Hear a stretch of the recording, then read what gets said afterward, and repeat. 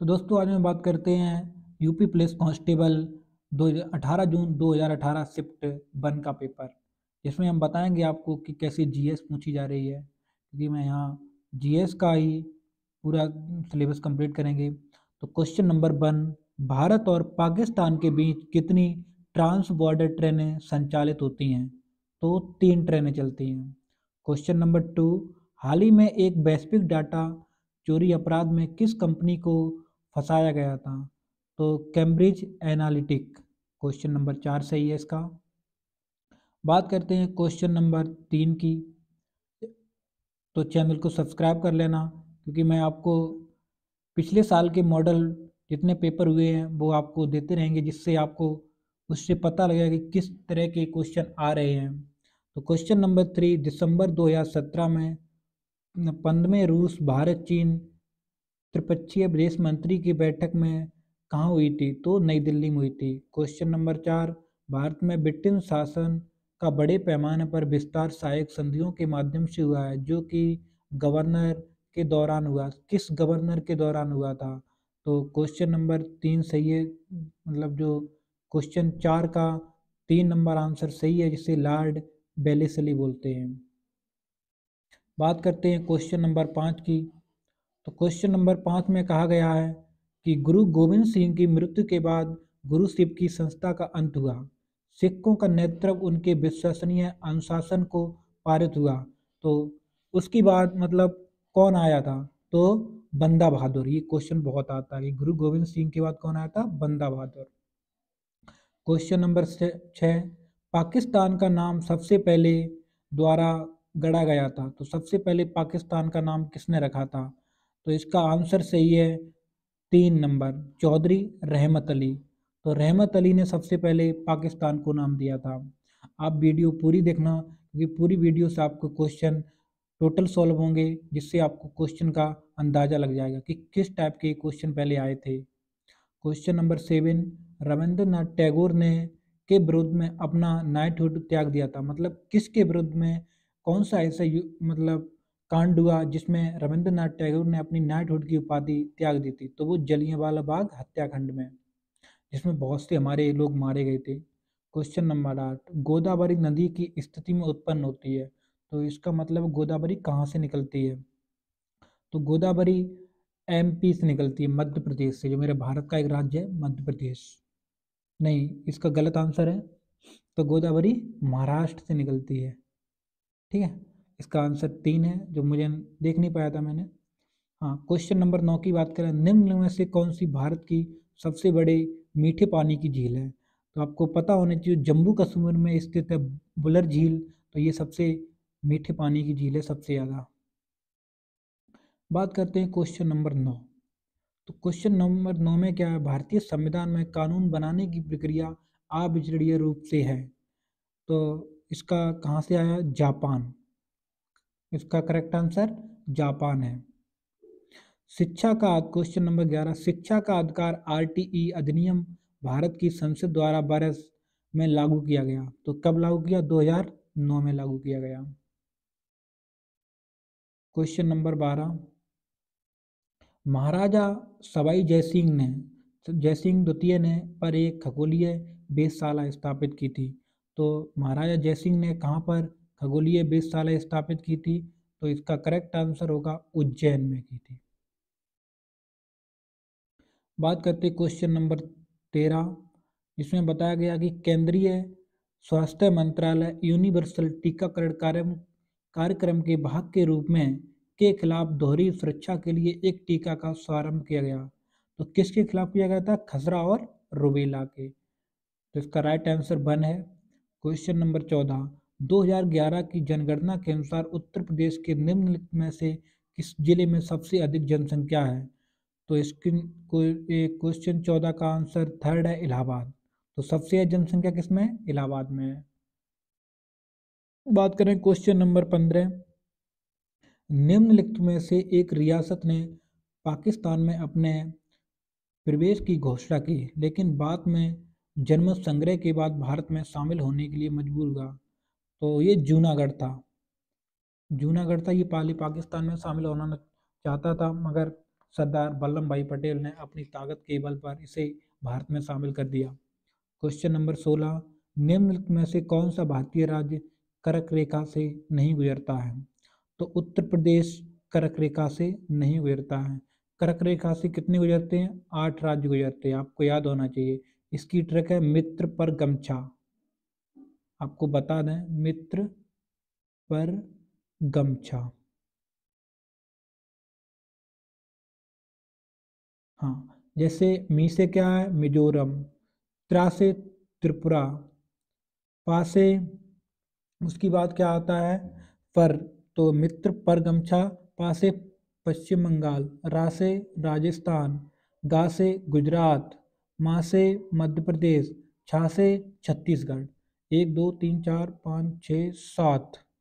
एक और है, उसके बाद छत्तीसगढ़ के बाद मिजोरम, त्रिपुरा और मित्र पर गमछा झार। हाँ, झार और होता है, तो जिसे हम बोलते हैं झारखंड।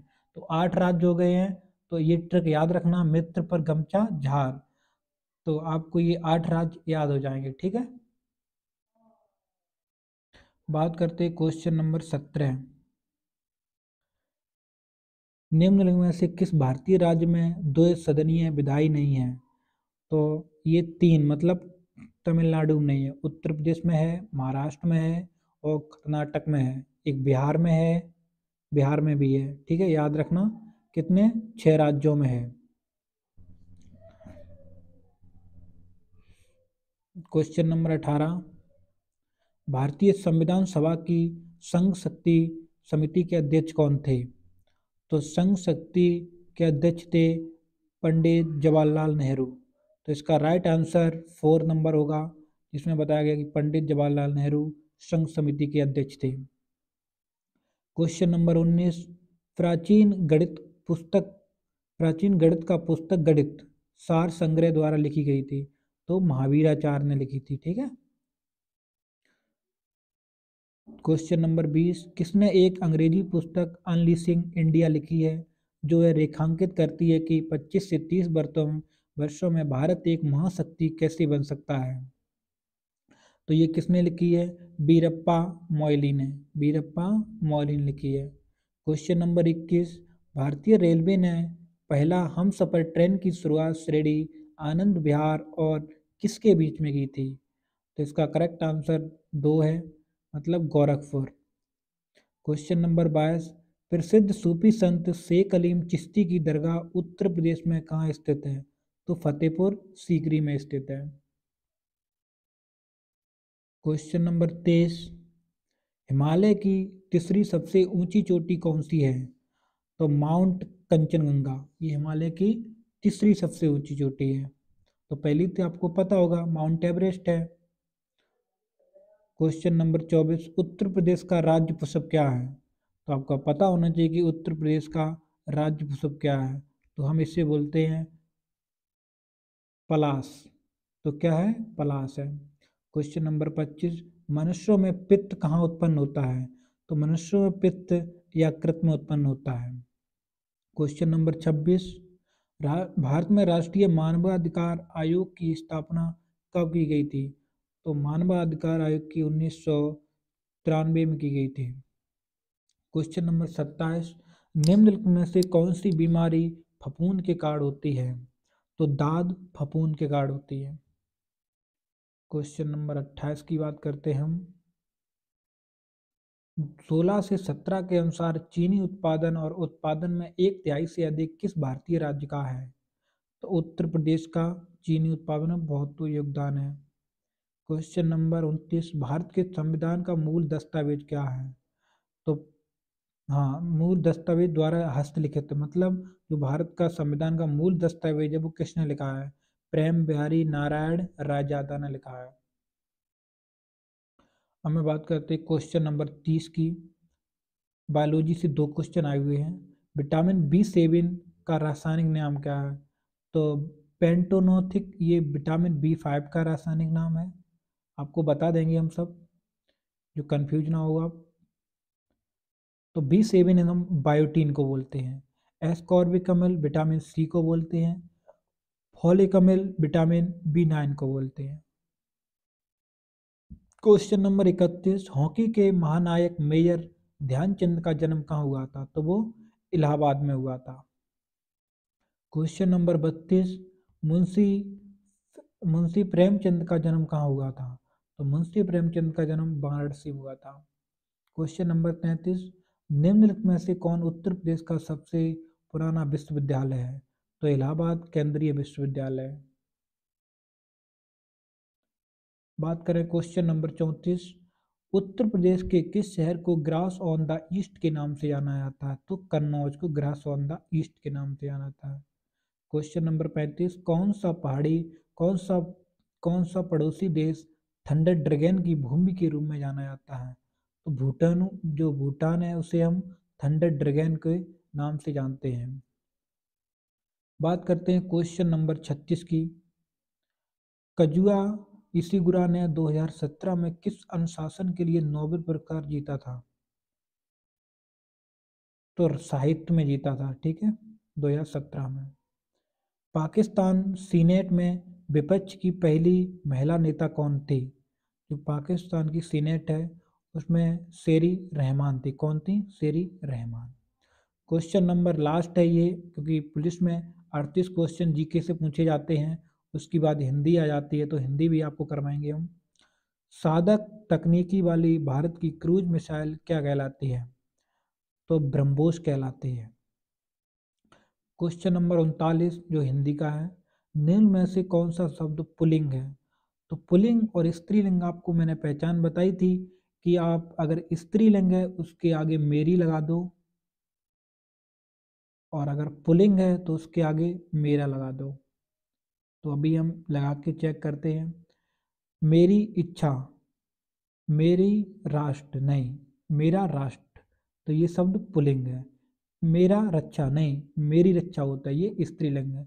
मेरी योग्यता, तो ये स्त्रीलिंग है, मेरा योग्यता नहीं होती है। तो क्वेश्चन नंबर 2 सही है। तो आप भी कभी पुल्लिंग और स्त्रीलिंग में गलती नहीं करोगे। वीडियो को पूरी देखना, क्योंकि वीडियो बहुत अच्छी है, आप देखते रह जाओगे अगर आगे में समझाएंगे हिंदी। और क्वेश्चन नंबर 40, या फिर हिंदी को अलग से भी बनाएंगे वीडियो हम फिर।